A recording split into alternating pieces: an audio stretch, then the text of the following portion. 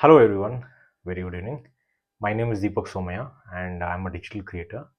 So, in case you have taken a loan, car loan or two-wheeler loan, and you are a working class and you have lost your job, in such case, what to do, then this is a video that you need to watch. So, here I'm going to share my story about how I overcome this. So, let's start. So, in my case, I was a working professional in Bangalore and I had taken a car loan, which was 2 years back or 4 years back. However, what happened is in my new place of working, the working environment was very hard, and because of which it was affecting my health, and because of which I had to quit my job. So not only that, I was also transiting from sales. I had decided that I will transit from sales to digital marketing. So it was one of the biggest challenges, and at the same time hurdles that I faced. So what I did is I uh, I did a lot of Google research and found that there are car buyers, especially second-hand car buyers, who would take a car which is already on loan. However, there's very less information about how these aspects about how you can do it.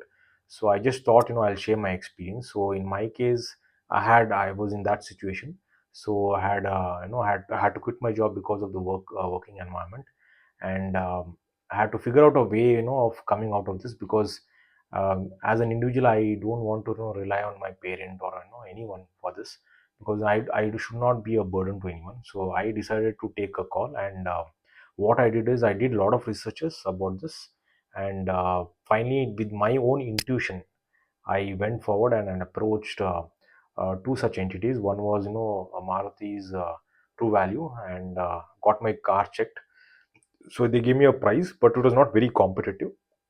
However, I also decided that I will check my car value in the other place as well, because this is the right way of doing it. You always need to check minimum two places, or if you can check in three, four places, it is always better. But in my case, what I did is I had already got my value of my car from True Value. I did a check in Tata's area, where they also have uh, a second. They have an entity where they buy second hand cars. It could be any brands, you name it. So I went there and got my car evaluated, and they also gave me a price. But I felt that Tata gave more value for their brand, and it applies to vice versa. If you are owning a Maruti car, then if you go to the Maruti showroom, you get a better price other than any other places. Here, what I wanted to tell you is that I could have gone to a third party person, but however, I stick to the brands. So I went to Tata showroom and I checked with them, and I understood that they have an entity which buys the second-hand cars. It's owned by Tata only. So I went there. I did my analysis and I got a good price.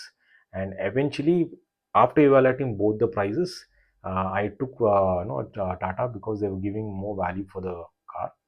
And so when I approached them, the only thing that they asked is you need to give them the account details. That would be the bank statement, and once that has been handed over to them, they will do an evaluation and note a point that these entities, yani ki the OEMs, they are very well connected with the banks. So as soon as I gave my bank statement, they immediately checked it, and in my case, I was paying my car loans very consistently. As a result, getting the trust was very easy, and they also had cross checked with the bank directly, and within a day they immediately transfer the amount which we had discussed. And what they do is, please note, don't get panicked. They will do the if you have a loan, say, just giving a rough example, say you have a 3 lakh loan, and say your car value is around 4 lakh, then what they would do is, if you're giving your bank statement, they would clear that amount. They would straight away put transfer that 3 lakh to your loan account and clear it. And what you have to do is you need to take a NOC from your bank. So you will have to go approach your bank, and you need to short close that account. So there will be a formalities.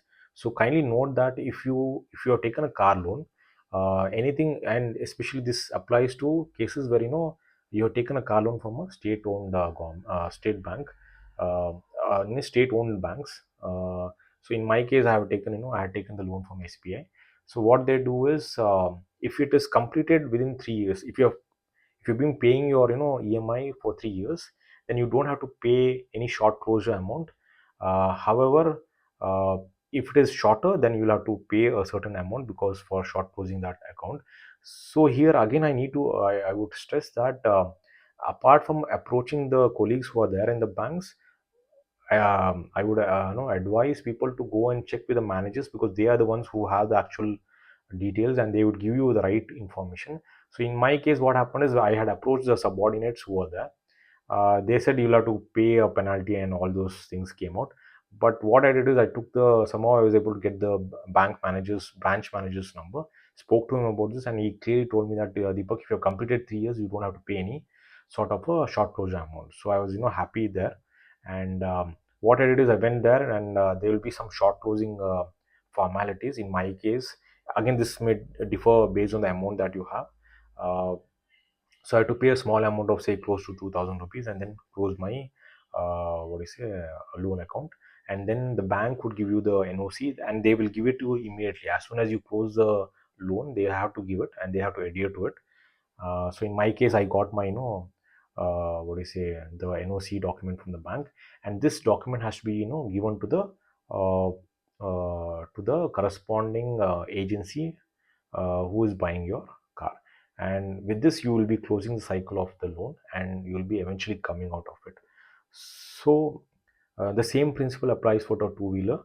So I hope that this video would help people who are in difficulties, who are have responsibilities of the family, and who have lost their job because of some uncertainties. It could be because of the work environment, or it could be because of the kind of market situations that we are going through. I hope that this particular video helps them, and come out of this kind of a issue. Hope this video was helpful. And if this video is really helpful to you people, I would just recommend hit the like and subscribe button. And please request you to put messages, and uh, and ask for any certain other more such videos that would help you guys, because this particular channel that I'm doing is to help people only. And here I give advice, or guidance, or inputs that I have shared from my life experiences, so that it would help others to overcome all these obstacles. So in my next video that I'm going to create a video based upon my life experience of how I have transited from sales, core sales and marketing, which was into manufacturing field, to digital marketing, and inspire people who are looking to this, because my kind of a transition is a very rare transition, and how I overcame all the hurdles, and successfully get into this job profession. So hope this video has helped you a lot. Thanks a lot.